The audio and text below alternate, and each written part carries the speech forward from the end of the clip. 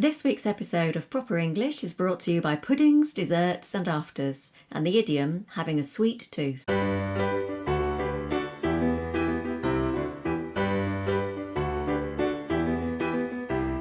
Hello, I'm Dave. And I'm Alison. And we'd like to welcome you to our podcast, which, as you know, is called Proper English. If you're learning English and you want to know which is the most popular cake in the UK, if you fancy getting stuck into sticky toffee pudding, if you're puzzled by Eton mess and spotted dick, then today's Proper English is just the thing for you.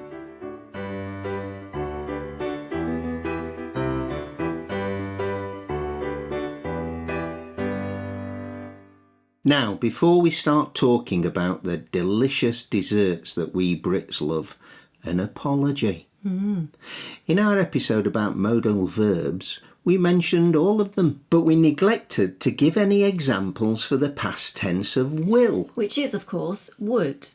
Now, we use would in a number of ways. Polite requests and responses. For instance, would you like some dessert? Oh, yes, please. I'd like the sticky toffee pudding. Would you like custard or cream to go with that? Oh, custard, please. Would is also used in reported speech. That is, when you tell someone what somebody else said. For instance, if the waitress says to me, I'll bring the bill over for you, I might say something like, I wonder where the waitress has got to. She said she would get the bill for me ages ago. So, that's tidied that up. Now, let's talk puddings. Oh, yes. Desserts, puddings, afters. You're probably familiar with the first two words, but afters is an informal, conversational way to describe the dish that you have after the main meal. What's for afters? Pineapple upside down cake. Awesome! So, what sort of puddings are quintessentially English? Well, let's start with trifle. Layers of fruit, strawberries, raspberries, blackberries, and sponge fingers soaked in sherry and encased in fruit jelly. Awesome! Then custard on top of that, and all topped with whipped cream. A childhood Christmas treat is how I remember trifle. I seem to remember my grandma used to make a mean trifle. Trifle is a traditional English dessert from way back in the 18th century, but I can tell you about one that's even older. Bread and butter pudding. Oh, I love bread and butter pudding. Incredibly, it's over 1,000 years old. Wow. It was known as poor man's pudding because it was a way for impoverished families to use up stale bread rather than letting it go to waste. So, what's in it, Ali? Well, I'm glad you asked, Dave. Stale bread, buttered on both sides in a baking dish, scattered with raisins. Then you pour a mixture of milk or cream, eggs and brown sugar over it. Oh, egg custard. Then you pop it in a hot oven until it's golden brown on top. Some people like to have custard or cream with it, but usually it's moist enough to eat on its own. Delicious. Comfort food. Redolent of cold winter nights in a warm dining room. What else? Well, a more recent favourite is one we mentioned earlier. Sticky toffee pudding. Now, this goes back to the 1970s and was introduced in a hotel in the Lake District. But the original recipe goes back to something a couple of Canadian Air Force officers cooked up when they were stationed in Lancashire. It's basically a very sweet, moist sponge cake covered in toffee sauce. Man, I'm hungry. I know. Me too. Then there's Eton mess, which is a concoction of whipped double cream, strawberries and broken meringue, traditionally served at the annual cricket match between the public schools of Eton and Harrow. The story goes that back in the 19th century, a cook at Eton College dropped a strawberry meringue, but still served it to the schoolboys, all messy. Not for the likes of me. A working class lad from the north of England. Nah. I think maybe you need to be a certain class to appreciate this particular dessert. Not really. And then there's rice pudding. Ugh, not for me, I can't bear it. Well, I love it. A proper old-fashioned school dinner's dessert. Very simple. Just rice, milk, sugar and vanilla, all boiled together and then baked in the oven, served with a dollop of strawberry jam. Oh, God, yuck. Gorgeous.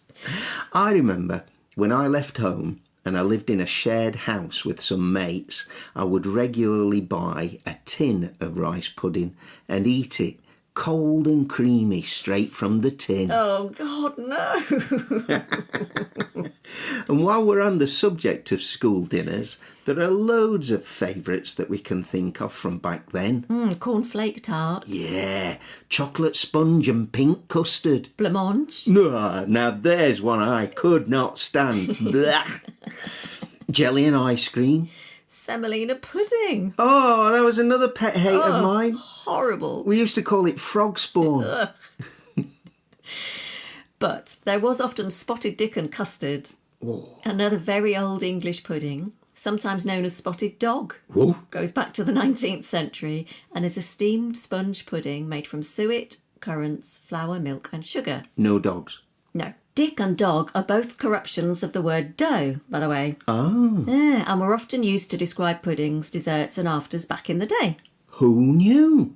OK, slightly different tack, but what do you think are the most popular cakes in the UK? Dunno. Well, I do. A recent YouGov survey, money well spent, revealed two favourites, just so you know. Which are? The good old Victoria sponge, named after Queen Victoria, of course, for one. A sponge cake with a layer of jam and cream in the middle. What about the other one? The traditional English scone, served with afternoon tea after, naturally, triangular cucumber sandwiches with the crusts cut off. Scone. See, I knew this was going to happen.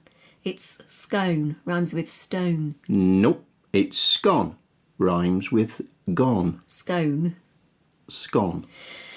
Natalia, who lives just outside Moscow, says it's a particularly British thing to argue about pronunciation. She's right. She's not wrong. And now it's time for Idiom of the Week. Idiom of the week? As we're talking about desserts, it's only appropriate that we talk about having a sweet tooth. Now, this particular idiom has been around for centuries. If someone has a love of sweet things... Anything with plenty of sugar in it, like all the scrumptious desserts we've described today. You would say that they have a sweet tooth. I guess it's using the word tooth as an appetite for something. And also, the word toothsome is sometimes used to describe something that's really tasty. Yeah, there you go. And here we are at the end of another episode of Proper English. As always, we hope you've had fun listening in on our conversation. And we hope we've helped you understand a little bit more about how to use the English language. Now please, tell everybody you know about us. You could tell your friends, you could tell your family, tell anyone who's studying or learning English. And don't forget to like this episode and leave us a nice review and subscribe to us. On Podbean. Or Apple Podcasts. Or your favourite podcast app so you never miss an episode. Or you can email us at properenglish All one word. at sapo.pt if you have any suggestions for future podcasts. And of course you can join us on Instagram, Facebook or Twitter, where we regularly answer any questions you might have about English grammar. So, until next time, it's goodbye from me. And it's goodbye from me too. And thank you for listening to Proper English.